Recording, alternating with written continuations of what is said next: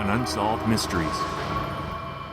It was a blueprint for tragedy. In Cokeville, Wyoming, a vengeful ex-cop, armed with a powerful homemade bomb, commandeered an entire elementary school.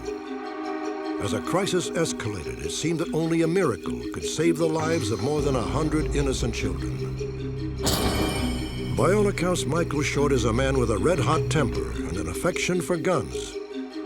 When his misdeeds landed him in prison, Short masterminded a daring escape with the help of his 20-year-old girlfriend. Yonkers, New York. Sometimes you need more than luck to win the lottery. Just ask Sam Zelikson, who says he hit the jackpot after an eerie visit from beyond the grave. In Washington, D.C., the aftermath of a fatal house fire yields the unmistakable signs of arson and launches a manhunt for the killer of a young businesswoman. Join me. Perhaps you can help solve one of tonight's unsolved mysteries.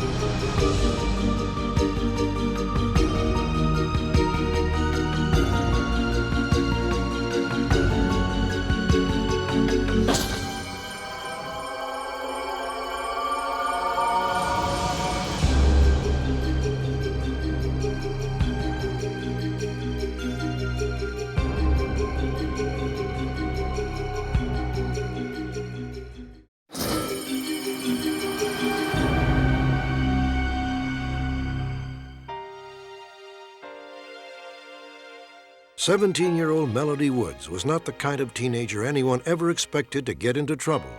She enjoyed school, didn't stay out late, and had barely begun to car date. Then in June of 1994, Melody fell in love. Melody, Michael's here. I'm coming. Appreciate it. Sorry. Hi.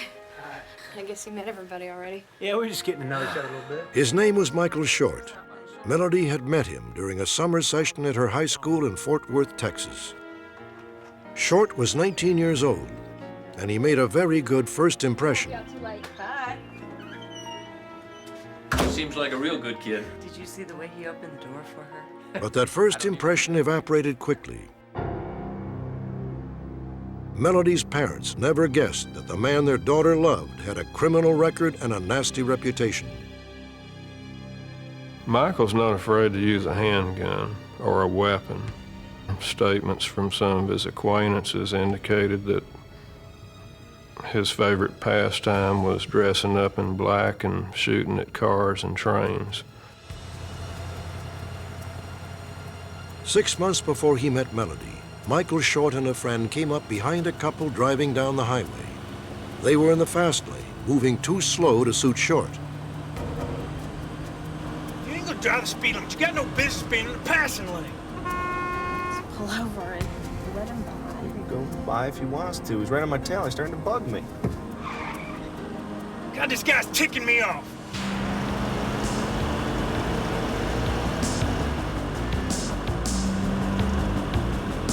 Hey, Grandma, where'd you learn how to drive? You're lucky I didn't run right over you. Hey, one thing you This guy's a lunatic. Short dogged the couple for 10 miles, getting wilder by the minute. play on freaking game? I'll play freaking games. How about a little bit of this? Oh my God, honey, he's got a gun. Honey, he's got a gun. Drive, do something. Guy's freaking out of his mind. All right, I'm gonna speed up and I'm gonna brake real hard, all right? Teach you a lesson you won't soon forget. What's up, Ray? The driver was struck once in the shoulder, but survived. Police tracked Short by his license plate number and charged him with attempted murder. A few months later, while he was out on bail, he met Melody Woods. She fell head over heels for Michael, from the very first day. She came home and was so excited about him, telling me about him, and just thought that he was everything that she had ever wanted. Melody's parents believed that by the time Melody learned about Michael's past, she was already under his spell. I've missed you. She became real secretive and always away from home and didn't spend a lot of time with us, and she never wanted Michael around us very much. I want you to have this. It's a beeper. Duh, I know what a beeper looks like. When I call you, I'll punch in 911. Drop whatever you're doing and give me a call right away. I don't want to have to worry about you. Deal? Deal. I had to talk with her, and I told her, I said, I'm afraid that, you know, he's being a little bit too possessive. And she was like, well, you know, we just really enjoy being together, and there's really nothing to it, and he's not possessive. And, you know, every time I would try to say anything about the situation, she didn't want to talk about it. In March of 1995, Michael Short was found guilty in the highway shooting incident. He was sentenced to 8 years in prison on a reduced charge, aggravated assault with a deadly weapon. Melody's parents hoped that would end the affair. To their dismay, Melody refused to give up on Short. After the impact wore off, she started talking about, I can get through this. You know, I'll make it. It may just be 4 years. He may not spend 8 there, so we'll do the best we can. I can make it through this. By all accounts, Short was just as determined to remain a part of Melody's life. He had access to a jail phone from 10 a.m. to 10 p.m. He used it to barrage Melody and her parents with collect calls. Oh, where are you? He called us day and night, night and day. He was relentless with the phone calls. I mean, they just never would stop. She had to be at a specific phone at a specific time for him to call, and if she wasn't there, then he was very angry. And when he did finally get a hold of her, it would always be a screaming match over the telephones. Finally, we just had our phones blocked from any collect calls because that's the only way they could call was collect. And he figured out a way around that by calling his parents and getting his parents to call us on three-way. The phone calls at first were a blessing for Melody. I mean, any contact that she could have with him, she was thrilled to death. Mom, let it ring. But as time went along, she started to get a little irritated because she couldn't do anything. This has got to stop, Melody. I'm gonna have to change this number again. It's not my fault he keeps calling me. She started to pull away from it a little bit, but then the calls would intensify, and Michael would say, you just don't understand how horrible it is for me here. You're the only thing I've got. You know, you can't forsake me now. You're my soulmate, you know, and just really would make her feel bad. So then she would go back to accepting all the phone calls. From jail, Short controlled Melody's every move for more than a year. Even his fellow inmates called him the little bully. On June 7th, 1996, authorities learned the full extent of his power over Melody.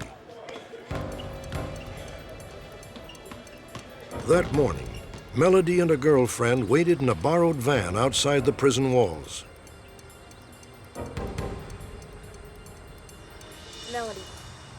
Melody, maybe we should go. It's 7:45. He says gym ends at 7:30. Christy, just hang on a few more minutes, okay? He's gonna be here. All right, rec's over. Let's go, guys. You know the drill. Line it up 2 at a time in front of the gate. Stop bouncing the ball. Let's go, Rick. Let's go. Before anyone could react, Short made a bold break for freedom.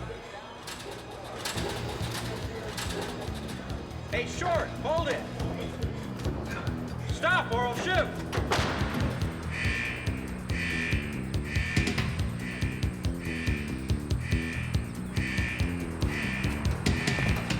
Christy, start it up. He's coming.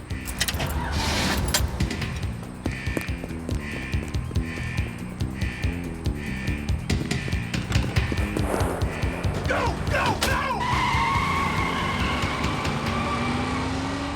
Start to finish, the entire escape took less than 1 minute.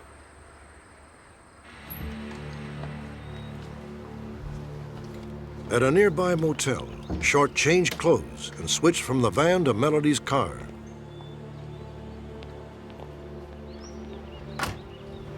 Hey, be careful, okay? I will, all right? I'll call you. I'll ring once and then hang up, and you'll know it's me, okay? When he left, he took Melody with him, possibly against her will.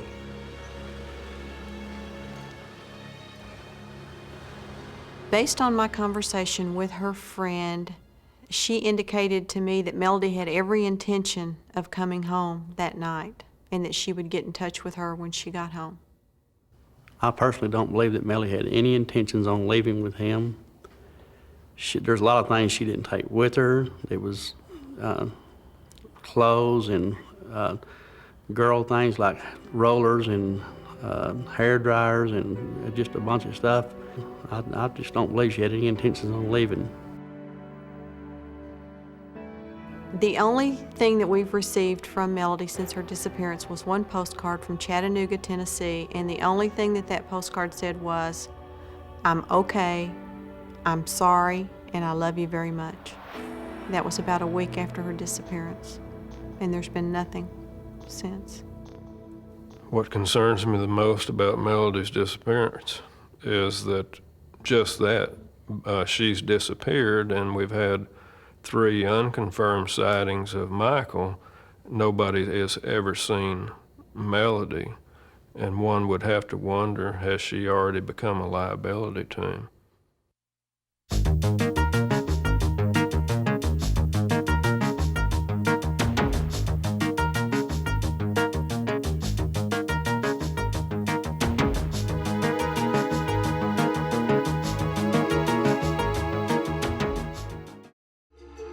In a moment, when a madman takes an elementary school hostage, the residents of a small town can only pray for a miracle. But first, was a young businesswoman murdered to keep her from blowing the whistle on illegal banking activities?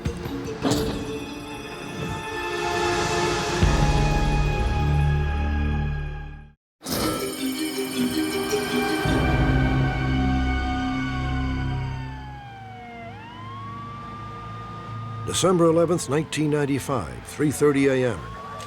Fire units raced to a blaze in the fashionable Georgetown district of Washington, D.C. A resident had been awakened by a fire alarm and phoned 911 to report seeing flames in a neighboring townhouse.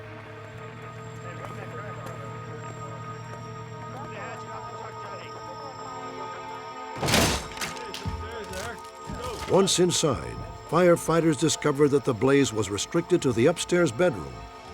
In fact, it was confined to the bed itself.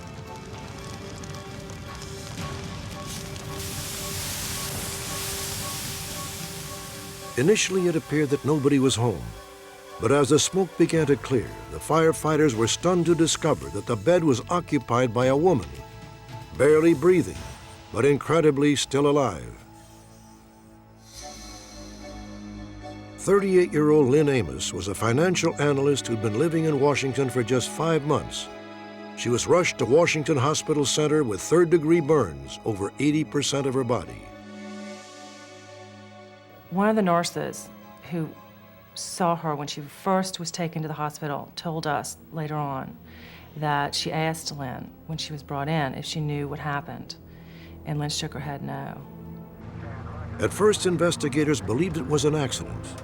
Lynn's blood alcohol content was 0.25, 2.5 times a legal limit for driving in Washington, D.C. That fact, coupled with the discovery of a cigarette butt, seemed to indicate that Lynn Amos had been smoking in bed. But Lynn's friends and family rejected that scenario. Well, Lynn didn't smoke. I smoked until recently. If you're a closet smoker, you certainly smoke with your friends who smoke. There were no dirty ashtrays in the house, there were no matches, there were no cigarette packs. There was no evidence that she was smoking in bed. Within a few days, the police had to rethink their initial assumption. When insurance investigators came to the house, they found the presence of accelerants on the mattress, floor, and pillow. They concluded that the fire had been deliberately set. The insurance investigators' report showed that there was a combination of kerosene, gasoline, and turpentine. And the doctor has told me that her burns were consistent with those from a fire that was accelerated. He told me at the hospital he couldn't believe that only she in the bed burned. He said she looked like the result of a house having been burned around her. Lynn Amos hung on for 10 days, barely conscious and unable to speak. On December 21st, 1995, she passed away. A month later, the cause of death was officially listed as homicide. But who would want Lynn Amos dead? And why? She seemed an unlikely target, friendly, outgoing, with no known enemies. But Lynn Amos apparently did have her secrets. In the weeks before she died, she abruptly stopped talking to her friends about her job. When pressed, she refused to elaborate. To those who knew her best, a motive for Lynn's murder began to emerge. Lynn Amos had moved to Washington in August of 1995 to take a position with a management consulting firm. As part of her job, she made frequent trips to Mexico to assess the lending practices of several large Mexican banks. Less than a month before the fire, Lynn had lunch with her close friend Emily Smith and offered the first indication that she was sitting on top of a bombshell. I realized when we were having lunch that I didn't know what she was working on, and that was unusual because we talked about work a lot. We did sort of similar types things. So tell me about work. Well, I've been working on this project for the Mexican equivalent of the Federal Reserve. What are you doing? I'm in charge of examining credit issues. And I've seen some very bad lending practices. I waited, and it was clear she wasn't going to say more. So I said, well, is your report going to be ugly? And she said, yes, it's going to be really ugly. And that was all she would say. They have great eggs Benedict there. Well, darn, you know... On Sunday, December 10th, the day before the fire, Lynn once again hinted to friends that she was privy to some explosive information. That is not true. It is true. So how are things at the office? Are you still on that project with the banks? Yeah. I've seen some dangerous things in Mexico. He, at the time, thought it was a very strange comment to make. It wasn't the kind of dangerous, the way she said it. In other words, she didn't mean I'm feeling a little dangerous and uncomfortable where I'm living. I'm living in an unsafe neighborhood. It wasn't that kind of dangerous. She definitely meant it to mean that she had seen literally some dangerous things in what she was working on. I'm purely speculating here, but it's possible that she bumped into a loan having to do with drug money or a fraudulent loan. That's the sort of thing you might bump into when you're reviewing credit portfolios. Hey, it's Lynn. What are you working on?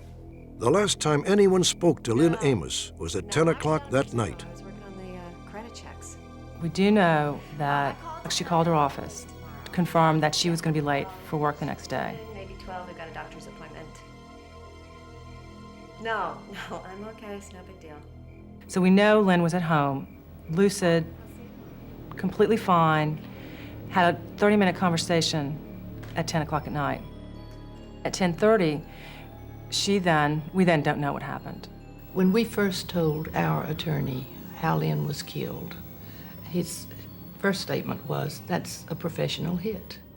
The fire detective who came to the scene said that it had all the indications that this was a controlled fire, that somebody was there making sure that this fire didn't do more than it needed to do.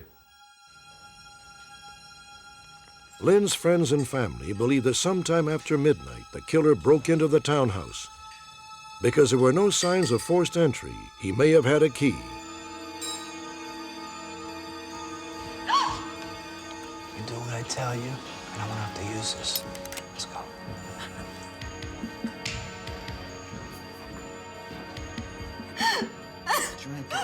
The intruder may have then forced Lynn to swallow enough alcohol to render her unconscious.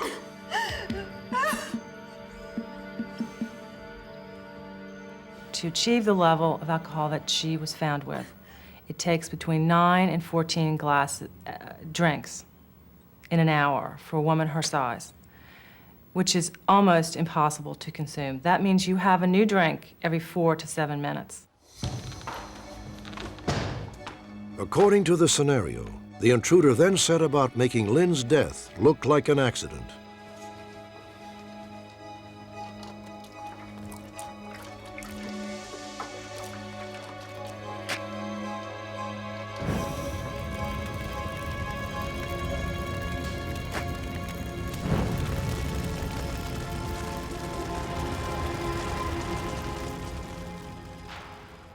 What was done to Lynn Amos is so horrible. I really do not have the words to describe it. Lynn was just a great friend. She was really fun. She loved life. And people should not be allowed to get away with that.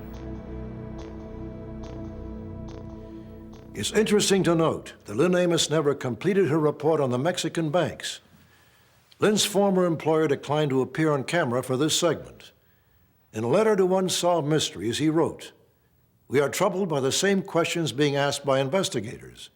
We can only hope that forensic science will provide some answers."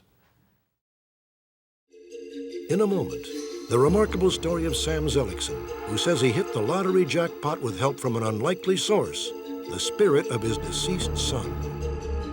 And later, a small town faces unspeakable tragedy when a deranged ex-cop and his wife seize control of the local elementary school.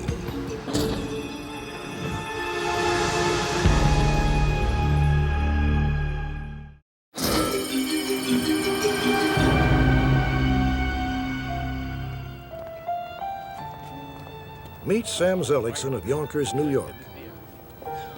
Devoted father, loving grandfather, a down-to-earth, self-made businessman. Sam had been through just about everything a man could go through until the morning of January 16th, 1991.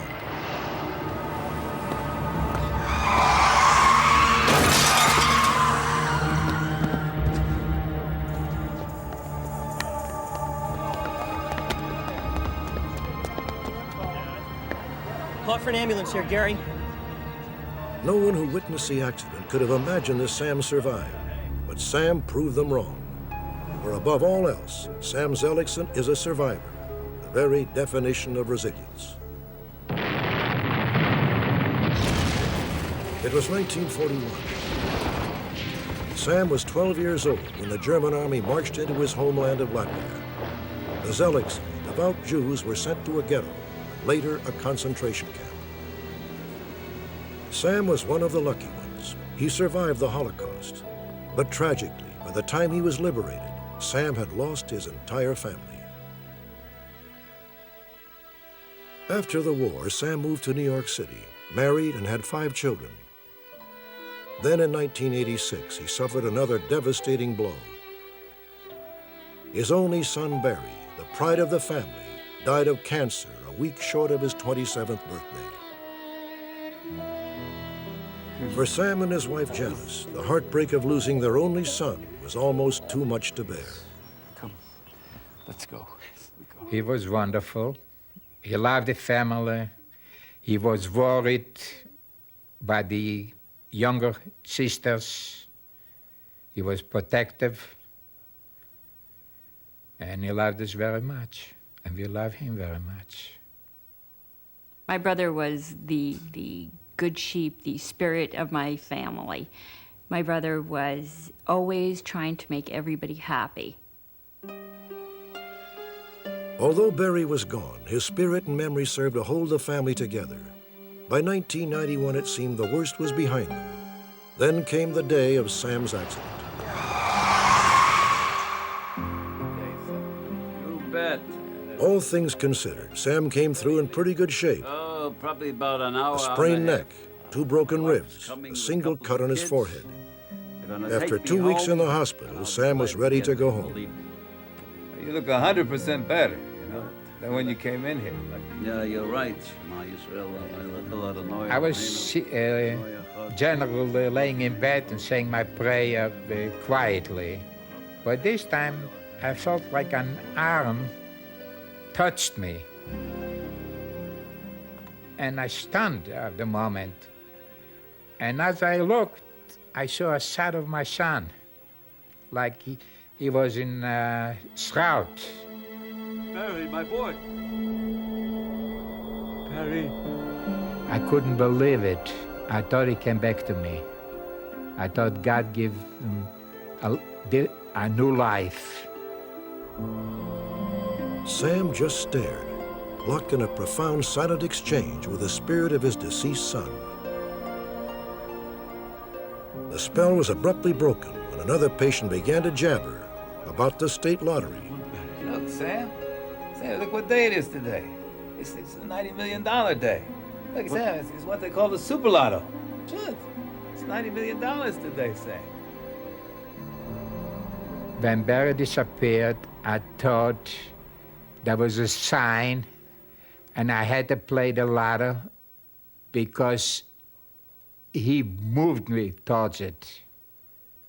He told me to play in a certain way. That afternoon, Sam came home from the hospital. His wife and daughters tried to keep him calm, but all Sam cared about was buying his lottery tickets. Thank you. Yeah. Well, first of all, do me a favor. The first thing you do, I want you to go up to my room. The top drawer in my bureau, there's money in it. Take it out and bring it down here.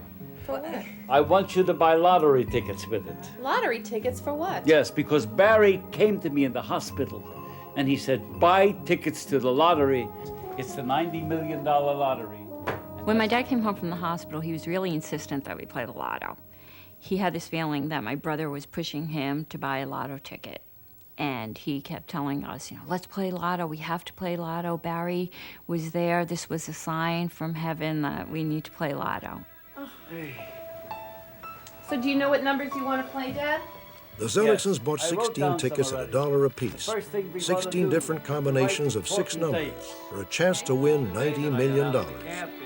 Sam's overwhelming confidence slowly spread to the rest of the family. When we went to buy the lotto tickets, there was a feeling of buying it to please my father. And then there was this other feeling that, well, maybe something might come, so you never know. Anything in life can happen. Nobody knows that better than Sam Zelikson. That evening, he made sure his entire family was gathered around for the drawing of the winning numbers. State history. Now for tonight's winning Super Lotto numbers. The first winning number is 46. 1946, the year Sam left the refugee camp after World War II. It's on the ticket there. Right? Tonight's second winning number is 50. The year Sam came to America. The third winning number is 35. The number of years Sam and Janice had been married. Tonight's fourth winning number is 5. The number of children in the Zelikson family. The fifth winning number for tonight is 30. Daughter Denise's age. And the sixth winning Super Lotto number to winner share $90 million is 15. Son Barry's birthday, July 15th, 1959.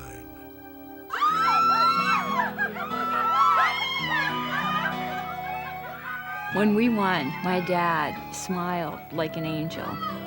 It was as if he knew that he really did see my brother.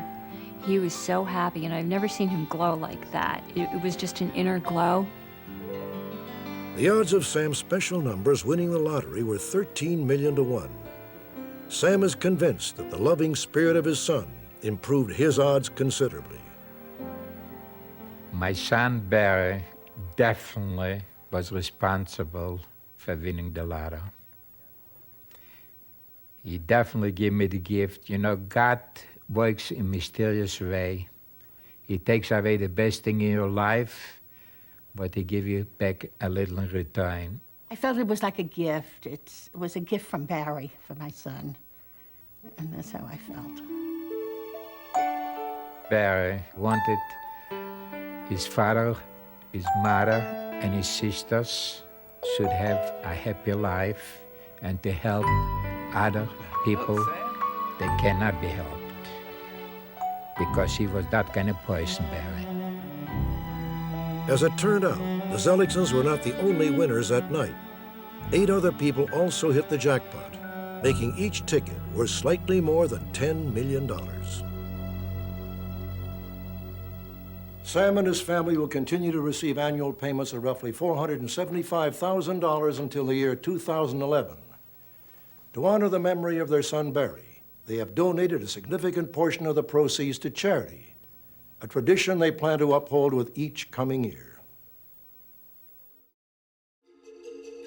Next, a powerful homemade bomb demolishes a crowded school classroom, yet not a single child is seriously injured.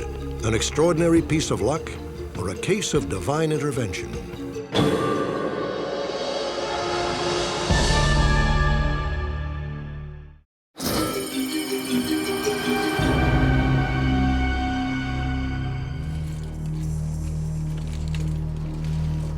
They wheeled it into the school just after the lunch hour recess. A homemade bomb packing the brute force of 25 sticks of dynamite. No futzing around over there, They herded everyone at the school, 136 students and 17 adults, into one small room. What is all this? Look, shut up and sit down! His name was David Young, and he was no stranger to Cokeville, Wyoming. He had served briefly as a town policeman before he was fired for misconduct. Young's resentment had mushroomed into a full-blown messianic tirade. It's a scenario that is now chillingly familiar. Innocent lives hanging by a thread at the whim of a suicidal madman. But 10 years ago, when David Young and his wife Dora stormed the elementary school in Cokeville, Wyoming, such horrors were still fresh and incomprehensible. To the people of Cokeville, it seemed only a miracle could save their loved ones. Hey, listen! You are all part of a great revolution, one that began many years ago. The government and its schools have filled your mind with lies. David Young made it clear that he was prepared to kill himself and everyone in the room. Read it. Virtually every child in Cokeville between the ages of 5 and 12 was at his mercy. Among them, Melanie Chadwick, then 8 years old. I didn't really realize what was happening because I remember one of my friends' older brother, Kevin Nate, his older brother Brian, he's like, well, we're being held hostage. And I remember Kevin saying, well, what does hostage mean, you know? We were really young and we didn't realize what was happening. And when the time comes, you will fully understand the plan I have for you. Now, so far, you've been pretty good. But if any of you tries to escape, we're going to have to shoot you. David told the kids that he would shoot them in the legs so that they couldn't run away. He said, we don't want to hurt you, but if you try to run away, we will. You, come here. You the principal? Yes, I am. Okay, you'll be my spokesman. You tell them I want $2 million apiece for each of these kids. And you tell them I'm attached to this bomb. If I go down and this wedge pulls out, this school blows sky high. We're about half an inch from death. News of the crisis flashed through Cokeville and beyond. Police converged on the scene. Deb, all 4 of my children are in there. Distraught parents confronted the sheriff, determined to take matters into their own hands. The radio said that there's a bomb. They want Take your rifle and put it back in your rear. Listen, I got my boys in there. If you can't get them out, I will. David Young was a veritable human fuse. One tug of his wrist could destroy the schoolroom and everyone in it. Okay, now get out of the way, come on. At one time, one of the children jostled Mr. Young, and he became quite upset. I guess he didn't want to set the bomb off.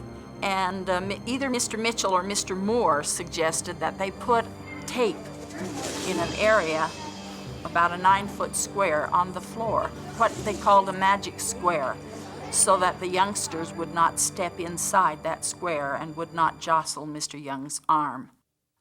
There was, at one point, we kept thinking, well, maybe someone can shoot him, you know, from the outside, and I'd say no. At the time, Amy Bagasso was 10 years old. I remember thinking, oh my gosh, I am gonna die. You know, I'm not gonna see my family. How am I gonna, I'm not gonna be able to grow up. I'm not gonna be able to get my driver's license. I'm not gonna be able to do anything. May we please open some doors and windows and let some air in here? The fumes are making the kids sick. There were a lot of children getting ill from, you know, throwing up and so forth from the smell of the gasoline fumes. As the time went on and the fumes got stronger, most of us felt pretty nauseated. Our dear Heavenly Father, we thank you for thy watch care. We prayed a lot. We thank you for I remember just sitting there with my hands clenched so tight, you know, just praying to Heavenly Father that to let something happen, you know. Dear Heavenly Father. Many of those in the classroom believed that the praying heralded a coming miracle. First, David Young became agitated and appeared to lose confidence. Moments later, he handed control of the bomb over to his wife and left the room. By then, the children had been immobile for nearly 2 hours. They were restless, irritable. Could you please do something about the noise and help me get these kids quiet right now? Eyewitnesses remember Doris Young gesturing carelessly, even though one false move would trigger a catastrophic explosion. Let's move them around a little bit. And we can get everybody from that side. We can move some of the kids over here, and then we can move some of the kids over.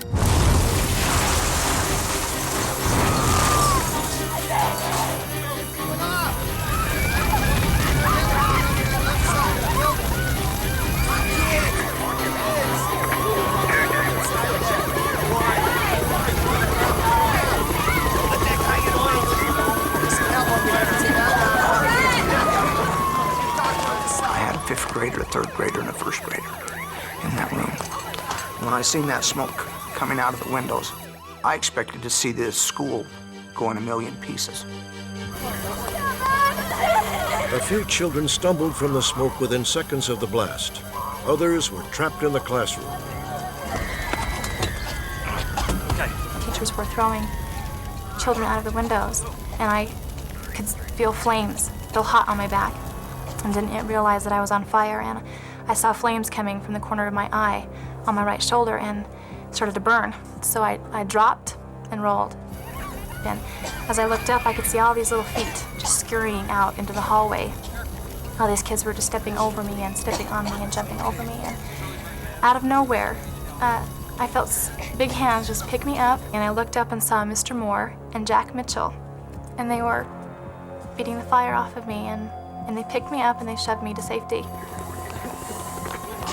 Ambulances rushed injured children to area hospitals. Some of those who emerged unharmed were taken home by their parents. No one knew how many youngsters had survived, or how many might lay lifeless in the ashes. Just inside the classroom, police found the body of Doris Young. David Young had also died, but not from the explosion. He had killed himself with a single gunshot to the head. A grim search for Cokeville's children commenced.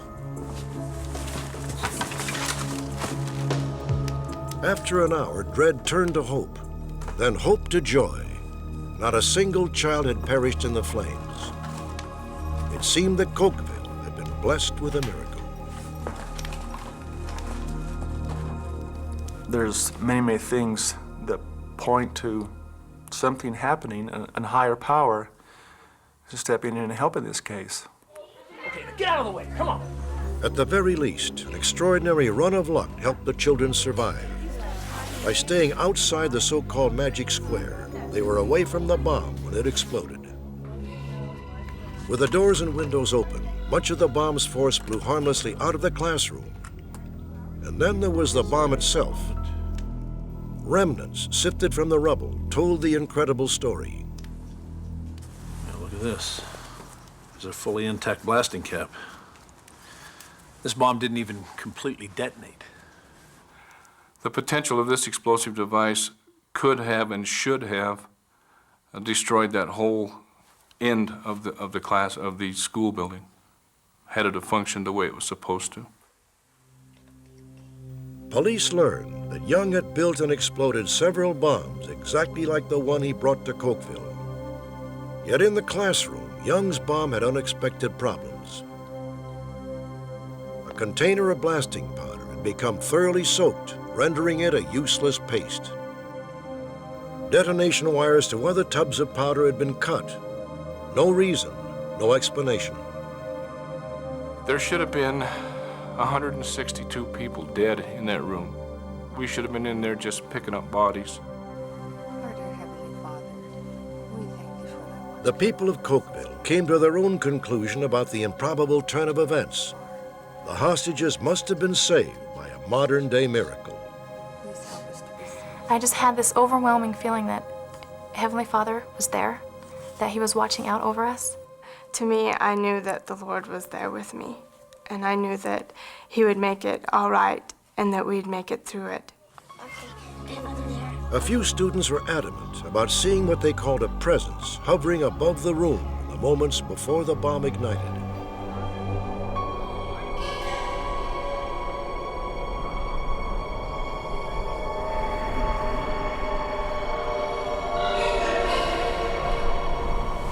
Some of the youngsters said that the mysterious presence actually directed them to move, advice that may have helped save their lives.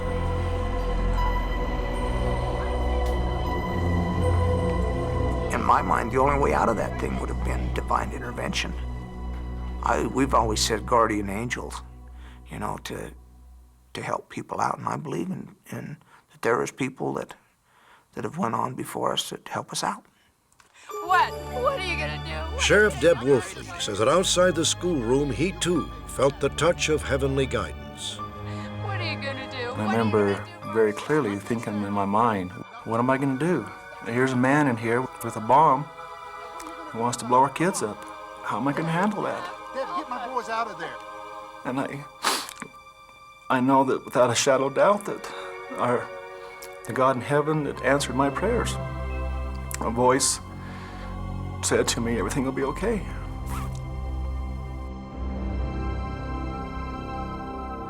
One final discovery.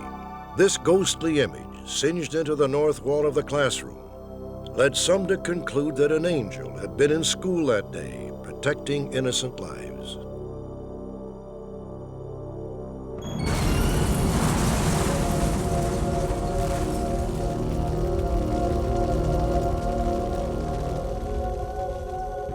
"10 years have come and gone since a crazed gunman named David Young nearly wiped out an entire generation in Cokeville, Wyoming. Since then, the town has resumed its quiet ways.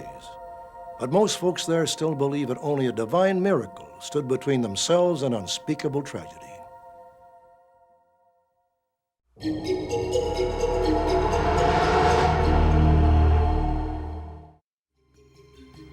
Join me next time for another fascinating edition of Unsolved Mysteries.